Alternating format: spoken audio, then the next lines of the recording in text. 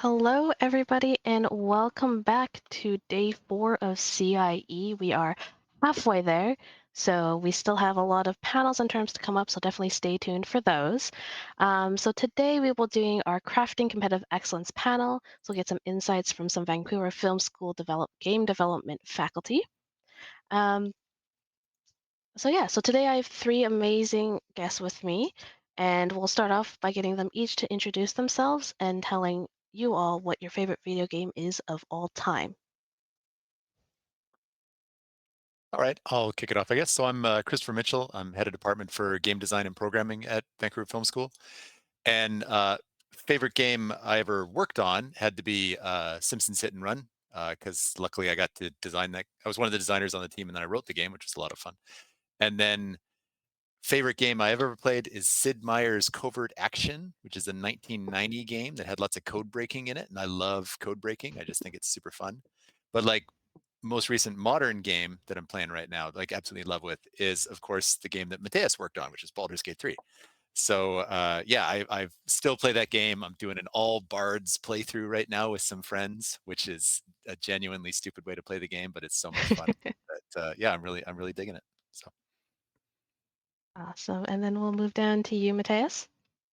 So hello everyone, my name is Mateus. I'm currently a senior technical sound designer at Larian Studios, working on a new IP, so can't tell what it is for now. And also game audio instructor at Vancouver Film School. My favorite game, well, the favorite game I worked on was definitely Baldur's Gate 3. I had a blast, it was an amazing experience. But I guess my favorite game is probably Kingdom Hearts. I think that game is just complete nonsense, and that's why I love it. It just really doesn't make any sense, but the cinematics are amazing. I like the voice acting; it's super edgy in a good way, and the combat is fun. It's flashy. It's cool. Cool. And then last but not least, over to you, Colin. Hello, I'm Colin Giles, and I'm the head of the School for Animation and Visual Effects here at Vancouver Film School. My favorite game that I've worked on, actually it's 2, and they are very far apart in their scope, but I worked on the very original God of War, which was fun.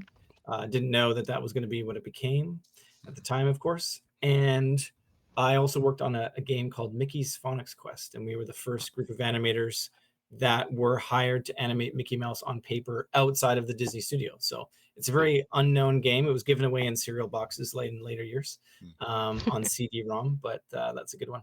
And my favorite game to play, I think it'll just always be Super Mario 3. I think that's just with an underscore and in bold. A classic. All right. So I guess now the audience may not know you, know what you do. So Colin, we'll start with you. Can you tell everyone a bit about yourself, or I guess in terms of like what you do for VFS? Mm-hmm. Yeah, I'm head of curriculum development and delivery and management of the staff and students here in our 3 animation programs. So we have classical animation, animation concept art, and our 3D animation and visual effects program. I've been in the animation industry for over 25 years. So I've done 2D animation design, games, advertising, feature film, 3D animation, directing, producing. I've gotten people coffee. I've asked people to get coffee for me. So I've kind of done it all. And yeah, and I do teach when time allows, and working with students on our final projects and in development. So no 2 days are alike here in my office. That's cool. And then Mateus, for yourself? Yeah, so I teach a bunch of different facets of sound design at Vancouver Film School. I focus on the technical aspects of it. So there'll be systems design, technical documentation, implementation as well, interactive mixing, a lot of those more technical aspects of sound. all right, cool. So I'm Christopher Mitchell. So I run the game design and programming departments at Vancouver Film School. A long time ago, before I got into games, though, I was actually supposed to be a lawyer, and then luckily I didn't become a lawyer because I would have been a terrible lawyer, and everybody would have gone to jail and lost all their money. So I'm really happy that never happened. And instead, I wound up in video games as a designer primarily. Lots of kind of like writing tasks as well aside of that. And then about 13 years ago, my wife asked me to get like a more normal job, which is to say like kind of less travel and less kind of like crazy schedules and stuff. So I transitioned to education from there.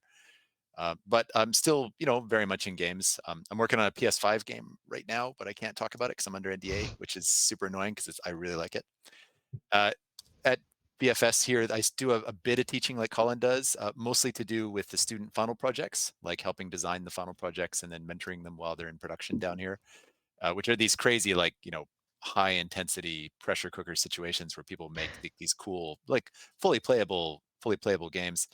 And we make about 40 a year, which like if we were a game company would be ridiculous, right? To crank out that much product. So I'm actually really happy to get to touch so much stuff over the course of the year. Awesome. That all sounds super cool, actually. And crazy that you guys pump out that many games Yeah, every single year. it's genuinely wild. Yeah. Mhm. Okay, so we'll jump straight into some questions. So, for those who do kind of character and narrative development, I guess how do you approach creating your characters and narratives that are inclusive and really interesting to like the game and the story that's at hand? Okay. So I guess I'll grab that one because that's related to stuff I've done, but I'm sure Colin's done scads of character dev too. But I always tend to start with the voice, quite frankly. Like I'm a big believer that if I can figure out the voice of a character, I can then like literally sort of put the characters in a room afterwards and do the writing for it, and it flows pretty smoothly from there. I'm also a big believer that when you write characters, you should be trying to kind of plus one the stuff that you do. That's what I call it, plus oneing. And like we've all probably watched like a TV show where like season one is, it's okay, you can see what's happening. And then suddenly season two, like the dumb guy's really dumb and the sassy guy's really sassy. Like people forget that you can actually do that in season one. Like you can write stuff and then say, okay, now what happens if we plus one all the characters in this script that we're doing? So I tend to do that. I start with the script and then I do kind of like a matrix of conversations where like the different characters talk to each other, like just about nothing, right? And then based off of that matrix, I then say like, okay, these conversations were interesting conversations. So guess what? These characters and these sorts of interactions are going to happen in the overall story, and I kind of let that prune away the stuff there. And it makes this cool like library of stuff you can draw from too as you actually develop the product, which is fun. You can, like I did one game where I made Facebook pages for all the characters and then have them start to talk to each other and like post on each other's pages and stuff. And that became like the sort of library of stuff to draw from in the product itself. Yeah. Yeah. So usually like I try to do the voice myself for scratch tracks and stuff too before we do any recording. And that's a lot of fun too, because it helps kind of like drag out, funny bits or interesting bits from the story as well. I don't think this would work in a film anytime soon, but for video games where stuff is like interactive and quite bouncy, I actually really like it as a process. Mhm. Yeah, that's awesome. That's a great approach, especially on in the game world. My approach is mostly on the dev side of characters, is obviously in like scripted work, but I always go to conflict. I always just try and focus on what's the central conflict of that character. What do they need? What do they want?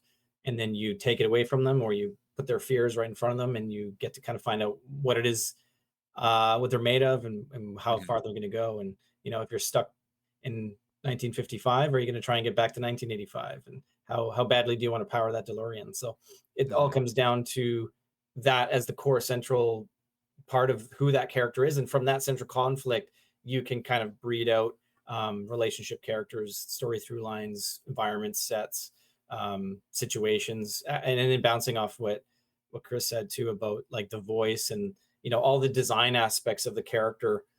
From a visual standpoint, I try and write a lot before I draw. Actually, Mhm. funny enough, just Cool. try and figure out who's going to influence this character and why they're there. That sort of like, it figures out what I don't need Mhm. a lot, and then see if you can make that work visually. And then I find like with games too, then the player gets to enter that character's conflict. And some of the best games are that I've played are conflict-based games where even if it's problem solving or puzzle solving, there's a motivation for going through that that's deeper than just the dopamine hit of being able to do that. There's the story behind it. Yeah, that's awesome. I think it's so important that the characters make sense even if the universe is ridiculous. Yeah. Like I worked on some Crash Bandicoot games, and even though like they're Crash Bandicoot games, like it still makes sense that this minion would want to do this thing, and then this weird little mini boss character wants to do this ridiculous thing inside the world. I think that has such a huge impact in the game. If there's ever a game I have trouble with, it's the evil cultist who wants to destroy the world. Because I'm always like, yeah, but you live there. Like, where would you put all your stuff after you destroy the world? You've literally worked for a devil. You're now in hell. Like, what part of this is working out for you? So yeah, I love anything that helps the characters just make sense in their universes. Mhm. In my case, I'm at the end of the pipeline, so I don't really do anything in terms of creating the character, but I do a lot in terms of supporting who the character is. So, for example, let's say a character that's higher up in the military, and they have a very stiff personality, right? In that case, I want to make sure that even the smallest of the sounds, let's say a footstep, sounds unreasonably heavy, right? So that it sounds imposing. It tells you a little bit about who that person is, right? Even through the sound. Yeah, and it's worth saying too, like the literal voice as captured in the studio has such a big impact as well. Like I swear 50% of like the funny of any funny character I've ever done has come out of just working with the actor in the booth, and then the sound engineer having a big role in that as well. So I mean, it forces like rewrites like right inside the booth sometimes, but it's always super worth it. Yeah. Mhm. I got to work with Tom Kenny a few times, and he was one of those guys, like you give him a script, and if he reads the script, it's funny. And then he'd be like, I will now improvise for 12 minutes, and all of it will be solid gold. It's like, okay, yeah. You have to go through and change everything to match, and it's worth it. It's super, super worth it. Mhm. That's really cool that this really sounds like an immersive process and multi-stepped, and then you all get to have your own little hands into really creating a well-developed and either maybe well-liked or well-hated character Yeah. for good reasons, of course. So Mateus, for you, I know that you do like the sound part of game design. So, what are some of the fundamental skills you think that someone who is aspiring in game audio would need to focus on for development, or even if they are just wanting to like start out and learn? So it depends on whether the person wants to specialize on actual content creation, which is more of the sound designer role, or technical design, coding, implementation, which is more the technical sound designer role. For sound designers, you need knowledge of microphones, field recording techniques, editing, mixing sound, mastering, a lot of the hands-on content creation kind of topics.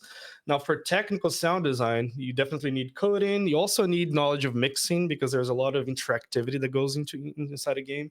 For example, if there's a big explosion in a game, you probably want to duck down the volumes of the other sounds so that it's really obvious that that big explosion is important, right? That's more of the technical side of mixing, right? Technical documentation as well, writing, making super complex diagrams, explaining pipelines, coming up with those pipelines as well, automation. There's quite a lot, but it really depends on whether the person is going the sound design route or the technical designer route. Mhm. Okay. That's actually, I didn't know that there were two separate routes, and that's really cool that you guys are able to branch off and specialize like that. So Actually, this, it branches out even more. For example, at Larian, we have like voice designers, which is like a sub branch of sound design, and we also have technical music designers, which is basically the person that implements interactive music, right? If Mhm. this happens in combat, then play this certain instrument or something, kind of thing. Mm. Yeah, and I'm sure it's equally picky in art production as well. But I remember being in the booth, and sound engineer would be like, "Okay, we're going to take the first half of read A and the second half of read B and put those two together, and that's our winning read that goes inside the game." And it doesn't sound like much. You realize that person's like holding all the lines inside their head and then realizing which sub bits on the fly during a live recording, because you only have so many hours with the actor, right? Like Mhm. that's the stuff I think is so cool. Yeah. Mhm. Okay, so this question is for anybody to answer. So, what do you think sets apart effective storytelling in games when compared to other mediums like film and literature? Okay.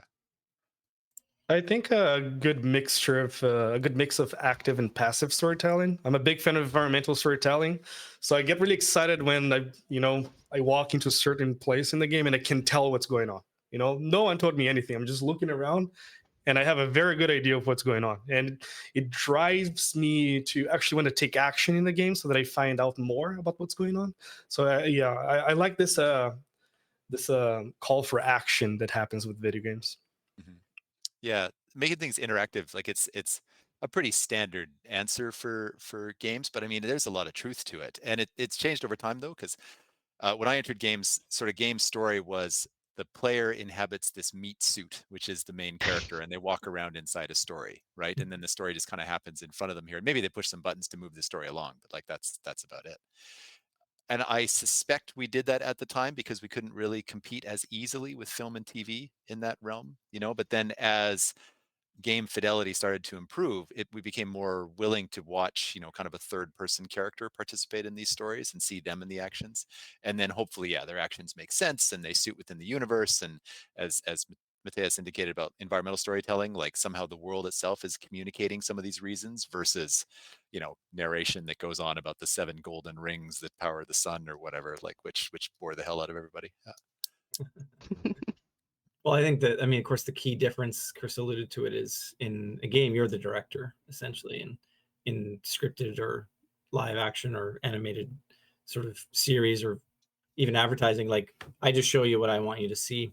So I get to control it all, which is also limiting in a sense. That's the freeing part of experiencing story in game is you are, you become the storyteller as well. You get to experience it. And as Mateus alluded to, you get to just walk into a space and you can stay there for a while if you want. You can live in that world, and a lot of times you can affect it. You can, it's not just interactivity. Also means that there's feedback. It's a two-way street, and when you get a story that's feeding you information that you then have to feed back, it's a very interesting relationship, which I think is why games are so immersive in that sense. It's not just the sound and the pretty visuals and the assets and the playability of the game. It's the actual all-encompassing experience of what it's like to be inside of a story. And then yeah, once we got to the technical ability of having multiple characters, or kind of being a POV type of thing, or sort of a voyeur to somebody else's character, and then of course with online play and all these different sort of things that have happened to it, the stories of games have changed much more rapidly than anything I'm mostly involved in, which is on like the TV or film side, which, let's face it, even though it's young, it's 100 and some years old, really hasn't changed that much in terms of how we share stories, right? In the principle of that. But that's why games are so exciting to me, and why I think they'll continue to change a lot, because just because of that relationship between the audience, the player, and the characters, which is, the line is beginning to blur. Yeah, and I think I think culturally we're still really underestimating just the impact games are having on society. Like if you sort of look at your average person on the the SkyTrain or whatever in town, do they play games more or read more? Right. So most of those people are playing games more than they read, quite frankly. So we're essentially living in a world where games are having a larger impact on kind of like our thought than books do presently, which is tremendous, right? And think about like what a pillar of human thought books are. So now let's imagine games as being a similar pillar of human thought. And then what that does to education, what that does to sort of social interactions and whatnot. Like my son right now, he's taking social studies in school, learning about medieval things.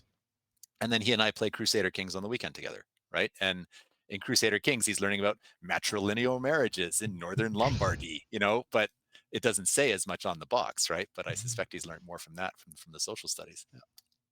Yeah, no, that brings a really good point. There's a lot of things I think people learn from video games that they don't really recognize. It's because it's fun and they're just more or less passively learning.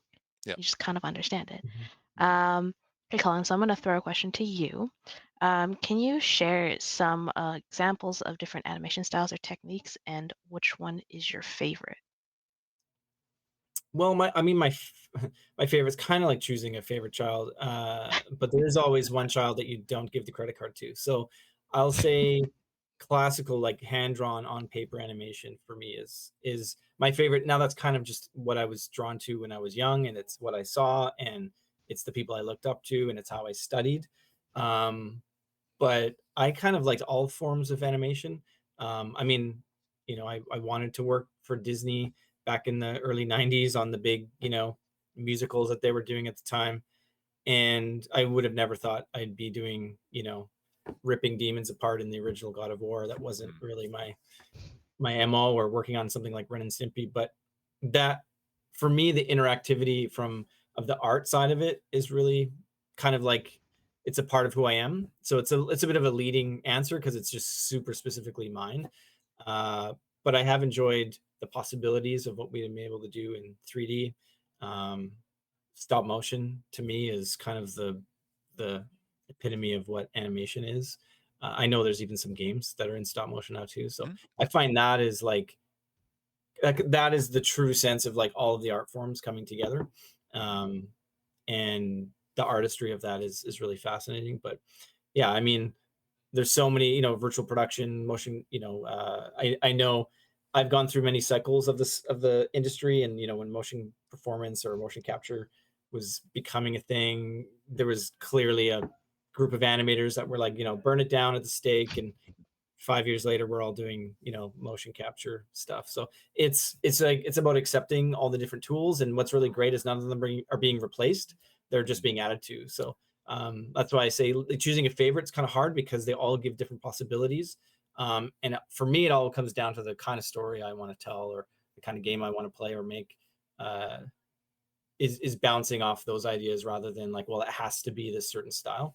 And they all have advantages and disadvantages. Hand-drawn paper animation takes forever, which as an adult now with ADHD explains a lot of why I found 3D much more like, oh, I can just hit play and I see my animation. I don't have to wait a day. So for me, it all comes down to what kind of story I want to tell. And a lot of the stories that if you're asking like what I would do if I was given 3 months to work on something, I would do a hand drawn on paper something. That's cool. That's really cool. It's actually, I'm surprised to hear that nothing is, for lack of a better, I guess, phased out. That it's more just building and building and building. Yeah, we just keep getting these new tools, right? Like the camera didn't replace painting. It's just additive. It's all new, and they just give, and then eventually it starts speaking to each other, artistically. So yeah, motion capture is a great example of that, right? Because just capturing the data in motion capture is like the most boring thing you can do with it.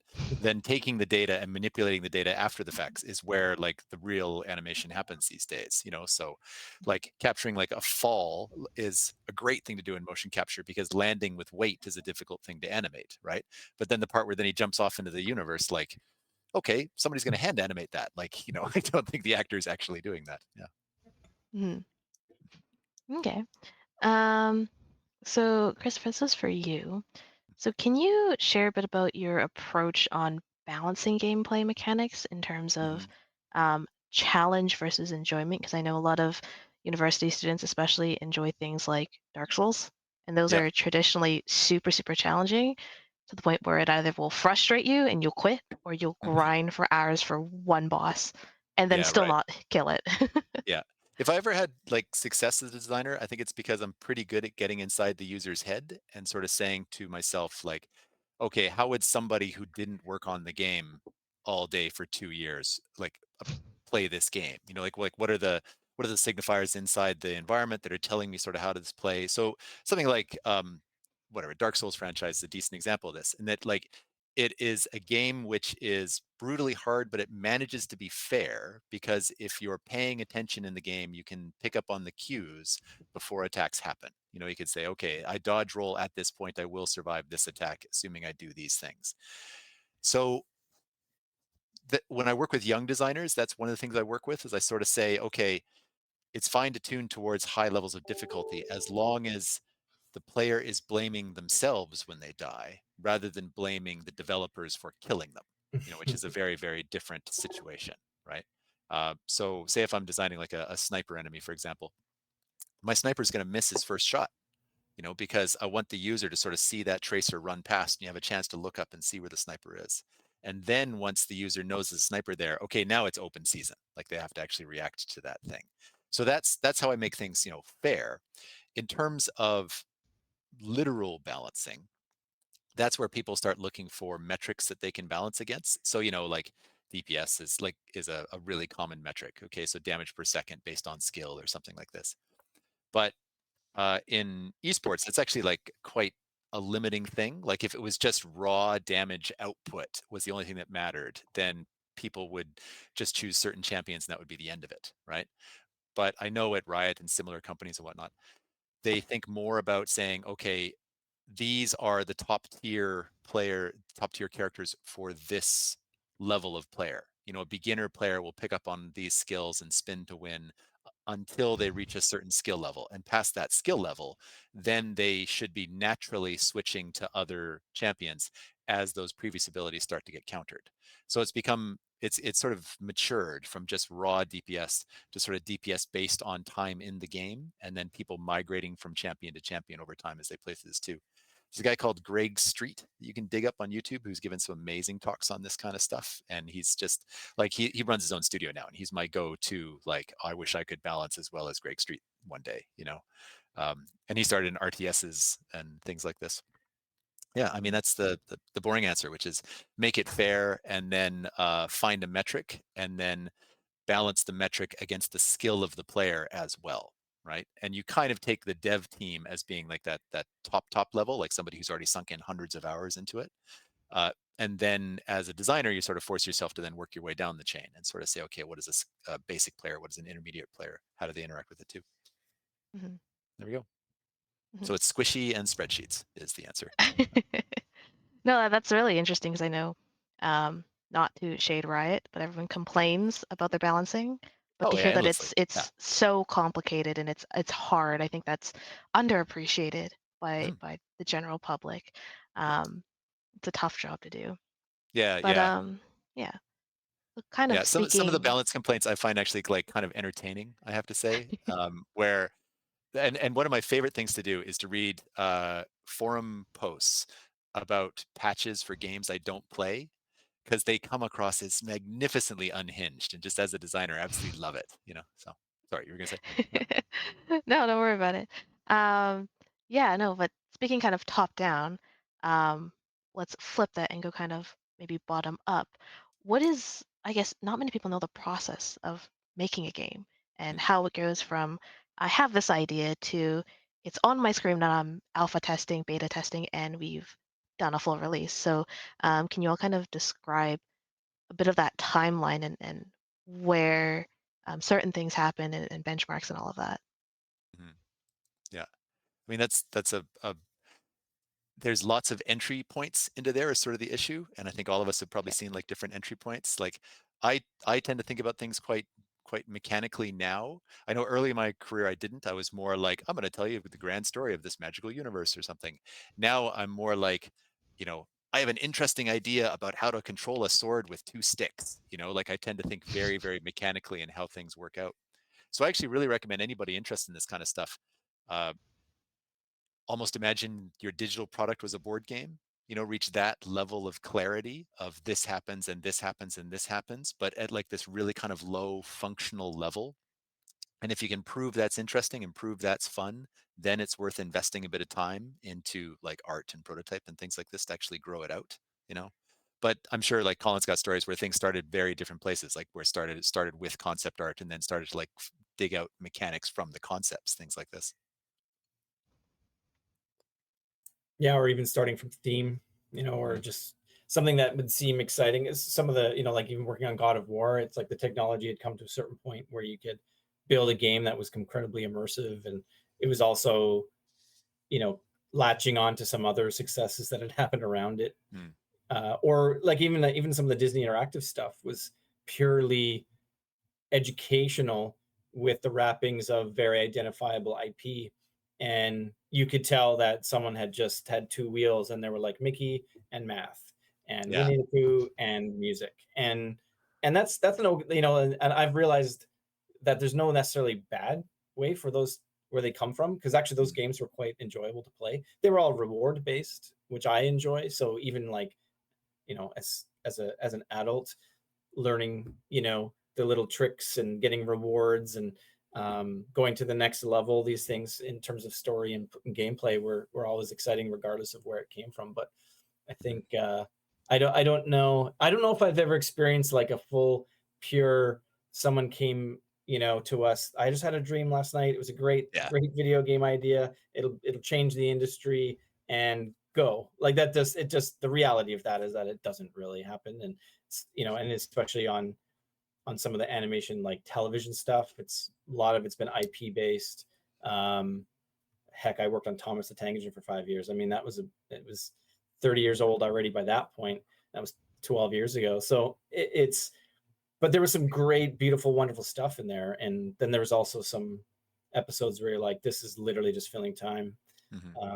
So from the genesis to the completion for that whole process is what I've learned is it's never been done the same more than once. It's just every single production, every game, every company, it's always even whether they're reinventing themselves as well. It's just each one has a new set of problems. Some of them are commercial, some of them are financial, some of them are artistic, some of them are based on the people that you have, and a lot of it is you cannot predict it necessarily, other than we have to deliver this game here. And as we know in games, even that doesn't matter sometimes.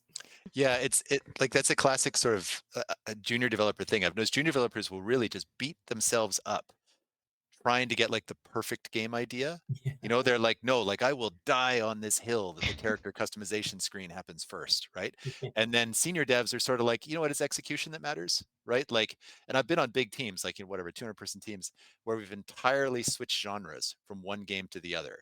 And you could kind of tell that the same team made both games, this racing game and this platforming game or whatever, because you do the things you're good at, your team reinforces itself in ways that works out, and you pull back from the things that you don't think the team is strong enough at.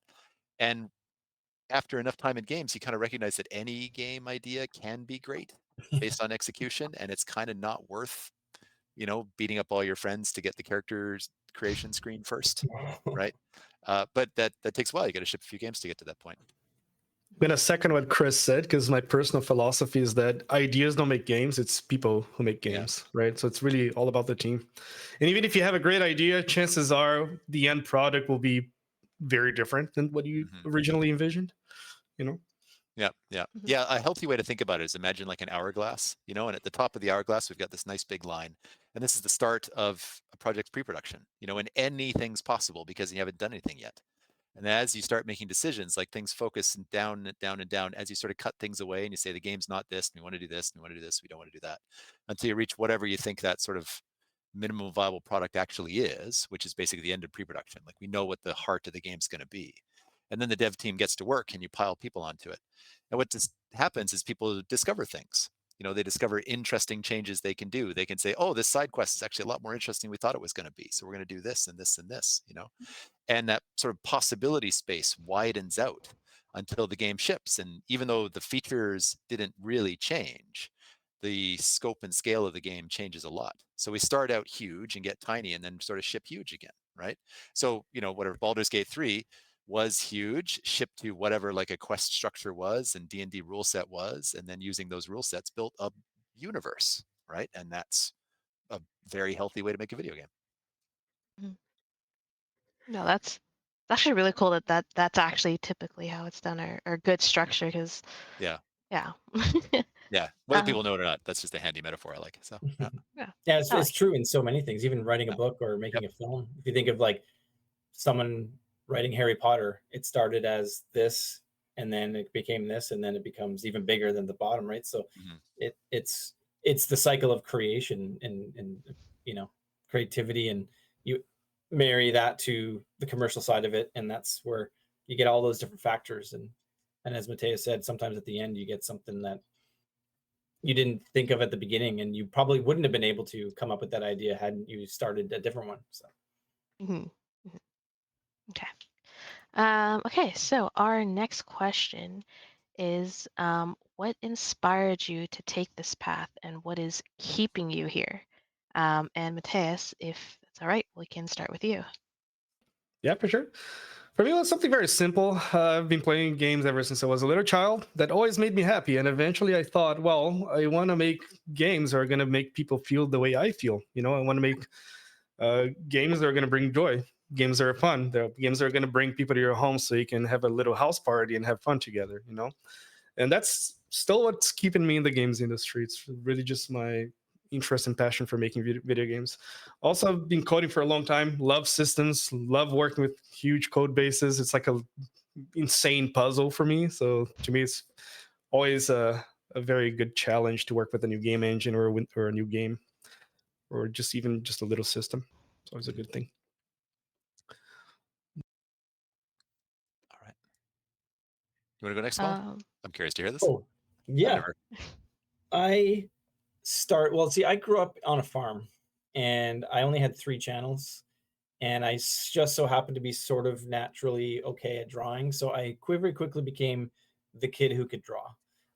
And I think I liked the feedback that gave, and it kind of gave me an identity as I stood out from everybody else. And then because I had this limited sort of media consumption area, I couldn't walk to the store for comic books, or I didn't have a lot of channels, couldn't go to the movie theater a lot. Those things then became elevated. Like when they were on, World of Disney on a Sunday night, or I did get to town to watch a movie, they became probably 2 or 3 times bigger than they probably were for other people that might be experiencing that.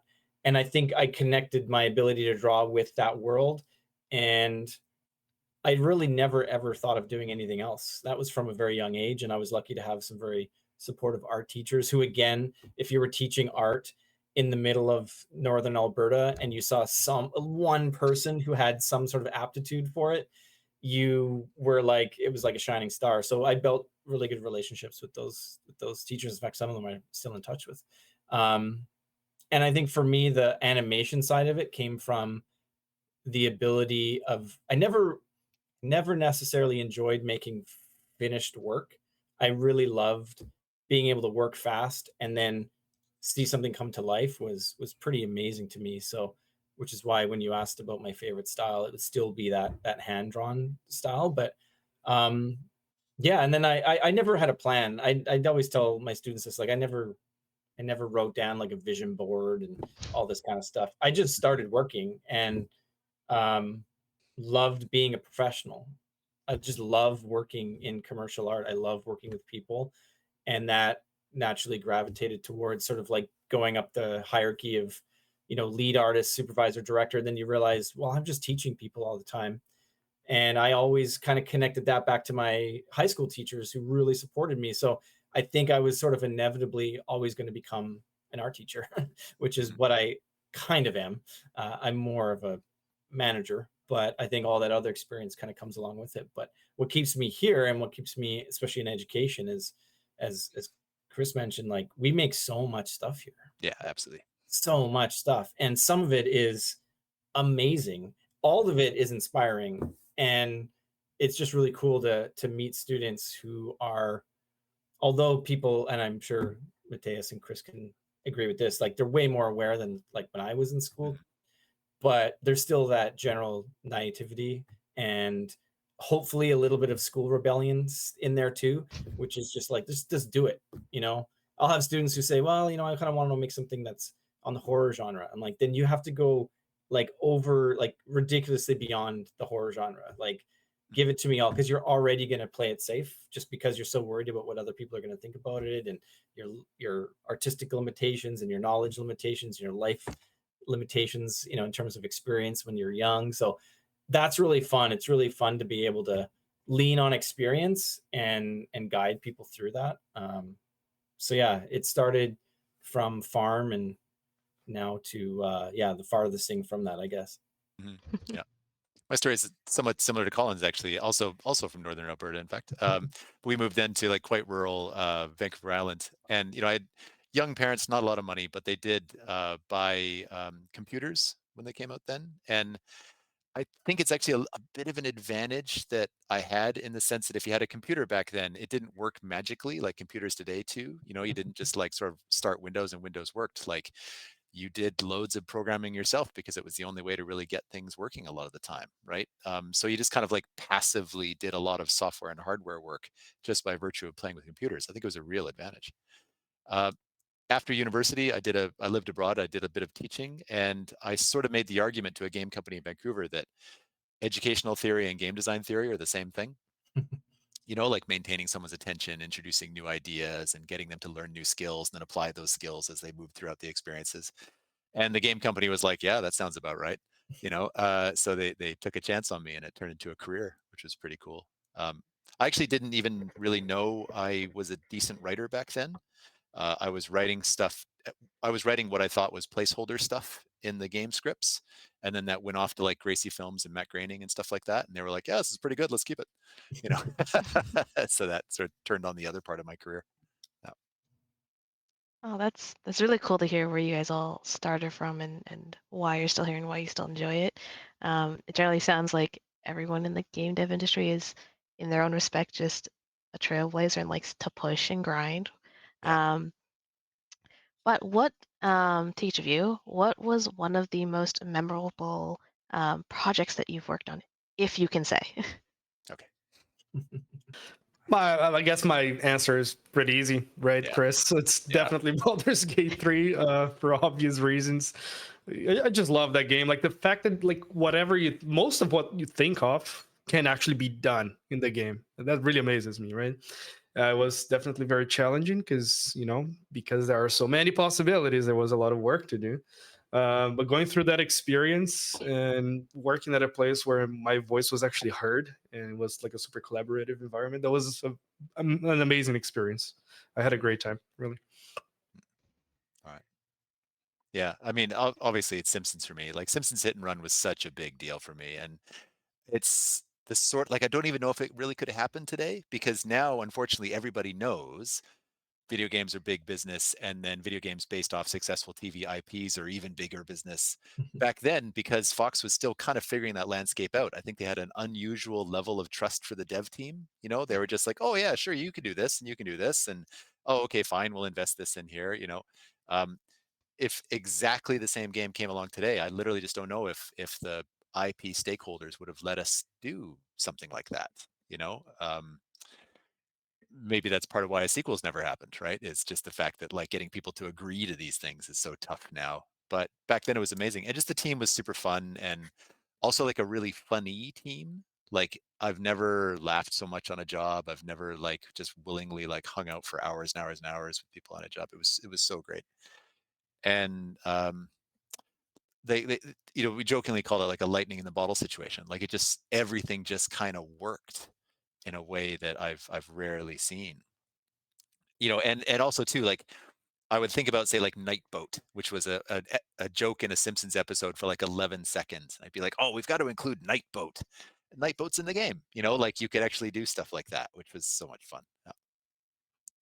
Anyways, Colin? Yeah, mine is I've enjoyed so much. I've been lucky. I've worked on a lot of cool stuff, and again, the people that you surrounded with usually are the highlight. But I think just where everything kind of culminated for me, at least up to this point in my career, was doing the 2D animated sequences on Sausage Party with Oh yeah. Seth Rogen and Evan Goldberg. That was great in many ways. Least of which was I got to do that a full 2 minutes of a feature film essentially by myself. And work with the directors and with Seth and Evan directly, and being able to pitch jokes, lean on my experience. I got to work with an amazing storyboard artist, Scott Underwood, who's just one of the top in the business, which, was really, really, he also did voices and stuff too. So I just kind of realized like, wow, this was everything I'd been hoping to do. A lot of the people that I, would never thought I could work with, everyone's in the same room. This is just kind of like, this was top dollar for everything, and then the film was received in many different ways, but it was a really fun and also working with people who weren't from animation.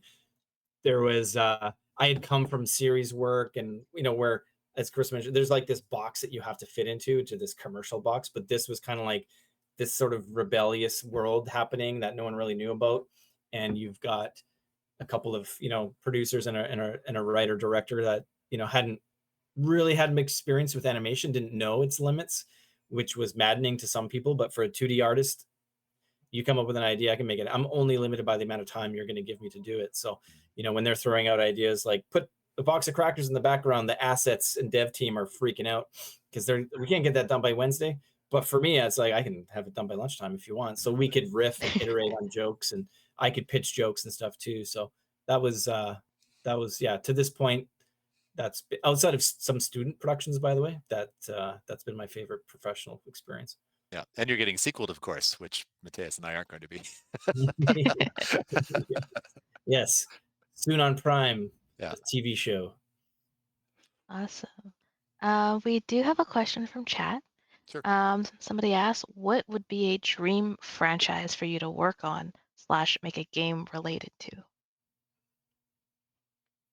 Well, I'm kind of out of the running because I already got to animate Mickey Mouse, so I'm done. Yeah. But I would love to, like, I've often thought, my experience of God of War with like that really intense kind of those really immersive stuff. I would love to see, and I'm sort of a nerd on the Avatar stuff. I don't know. I just feel like I would love to do a game on the scope and the world of like a whole planet, like where it takes you literally years to play the game. I would love to sort of see something like that. I don't know what that is. It's probably way too expensive, but I think it's probably also realistic. Like at this point, we have the technology to do it. It's just the limitations of what that would be. Mm. All right. Whatever IP I can attach that to make money, then the idea works. Yeah. I'm consulting on my dream IP game right now, actually. So that's the one I'm under NDA for. Like it's just Okay. it's happening right now, and it's pretty great. But aside from that, I would say a Dungeons and Dragons sort of universe game would literally be one of the ones that would get me, just because like I am that big a fan of D&D. I still play every Wednesday night. I have for years and years and years and years. So, yeah. For me, I'm a big fan of Japanese RPGs, RPGs in general, but I still want to, at some point, have the chance to work on something like Final Fantasy or even Kingdom Hearts. The World Ends With You. What else? The Tales series. I think that would be super fun. Hopefully someday. Oh, that's all awesome. I mean, hopefully someday you'll get to work on your projects, and then I guess we'll wait for yours to come out, Christopher. Yep. At some I mean, point they in still the need to future. ship. Okay, so our panel's almost over, so we have one last question. Cool. To anyone who is wanting to be in the industry of game development and all the different pathways you can go, what's some advice you would give to them in trying to pursue their passions or even figure out that that is something they want to do? Okay. I mean, my standard advice is just get yourself in engine as quickly as possible, which is to say like Unity or Unreal. It honestly doesn't matter which one you do if it's the first one you're getting into. There's so many courses you can do, like VFS has boot camps you can do in engine, and then there's cool online resources you can do to learn about stuff in engine. If being an engine is fun, no matter your discipline, you're probably in the right place because you are going to be an engine all the time. If being an engine feels like work, well, that's good information too, right? Which says maybe that's not the thing you should be doing. But for me and Mateus and Colin too, for that matter, like it's being an engine and sort of playing with like being just the video game dev environment is endlessly fascinating. Like every component of it I find interesting. I spend time with somebody like Colin, I'm just like, oh, I need to learn more about 3D production. Even though I'm not a 3D artist by any stretch, I just find animation so interesting and the technical applications of it so interesting. And I think that's true for anybody who approaches games once you start interacting with that sort of environment. I'll expand on what Chris said. I'd say, in addition to being an engine, also exploring all aspects of it. So yes, I work with sound, but I've tried so many different things. I tried 3D modeling. I tried animation as well. I was horrible at it, but I did try it. VFX, very specific types of programming, like networking, for example, scripting, Baule. I tried everything, and that actually helps me on the job today because as a technical sound designer, I do have to understand what all the other departments do, right? And I think that's true for all other types of professionals, right? In my case, for example, it's sound. I can play sound through animation. I can play sound through VFX. I can script a sound to play when you enter a cave, for example. There's a bunch of that in Baldur's Gate, you know? Yeah, so I guess exploration and having this, how do I put it? It's like understanding that there's like the game development is a super collaborative environment, and seeing the value of interdepartmental knowledge and communication is key for me. I think that helps a lot, really. Yeah, my answer would be all of that, and on a grand scale, meaning just make a game, like, or make a film, or make an album, like anything creative, just make it and do the whole thing, like from beginning to end. Come up with the idea, storyboard it, concept it, make it, get into the engine. You know, whether it ends up on Steam at the end of the day is beside the point. The fact is, I think a lot of people see our industry like there's gatekeepers, and once you direct something, you're a director. And this James Cameron's famous for saying that the only difference between him and you sitting there with your iPhone making a film is someone gave him $1 billion and 10 years to make a movie. So it's about that act of doing it and trying it and immersing yourself in it. And also within there, then you start to find out, as you know, Matthias and Chris alluded to, you'll find the things that you're enjoy, or maybe you don't, and then you move on to something else. But I think the fact that if you're even thinking of asking that question, you're probably curious enough to try it and to just do it. And it doesn't have to be big. It just has to be from beginning to end, so that you can look back on it and go, okay, this is what it's about. And not have to wait for someone to tell you, okay, well, now you're a game developer. Like even on day one at VFS, no matter what program, it's like, this is what you are. If you're in acting, you're an actor now. If you're in the game design program, guess what? You're a game designer. You know, it's 9 a.m. on day one. That's what your job is going to be for the next year anyways. So I think it's just getting immersed in that. And the beauty of today is, I mean, you can go get a mid-level laptop and download Unreal and you're pretty much good to go. So you can make a film on your iPhone. You can, you know, you hear in my world, you know, certain animation and film, like you hear the Steven Spielbergs of the world and the J.J. Abrams of the world. They're like, yeah, I just made Super 8 movies when I was a kid. It's like, well, yeah, that's how you build your language. So this is game development, film, television, storytelling. It's a language, and you need to be able to converse in it. So even if you're stumbling on words, the act of practicing it is so invaluable. And I think I see a lot of students come in and they've been waiting for this day to start. And it's like, oh, you know, if you'd only just started even 6 weeks ago, you would be that much further ahead in your love of it too, right? Your immersiveness in it. So just makes that. Like the creator of Stardew Valley, like Stardew Valley started out as like his portfolio piece that he was going to get a job in the industry with, right? And then after a while, he's like, you know, actually, it's pretty good. Maybe I'll just make this, you know, and become richer than me. Okay. Yeah, that's all super insightful, and I think it's really encouraging for a lot of students to hear that it's kind of the same theme as the esports industry, is just do it, get yourself in there, fully immerse yourself, and wherever you land, you'll figure it out. You'll land on your feet and just keep trying. But yeah, that brings us to the end of our panel. So thank you, Christopher, Matthias, and Colin for joining us and speaking for the last hour. And thank you to everyone who's been listening and who will be listening to our VODs, because they will be available. So up next, we will have our League of Legends third place here on the CIE 2 channel at 4 p.m. PDT and 7 p.m. EDT. And then over on the CIE main channel will be our League of Legends finals, and they are both best of 5. So catch you there in about a half hour. Thank you again to our guests and to our audience for watching today. We will catch you in about a half hour. Thanks for having us. Thanks everybody. Good luck, everybody.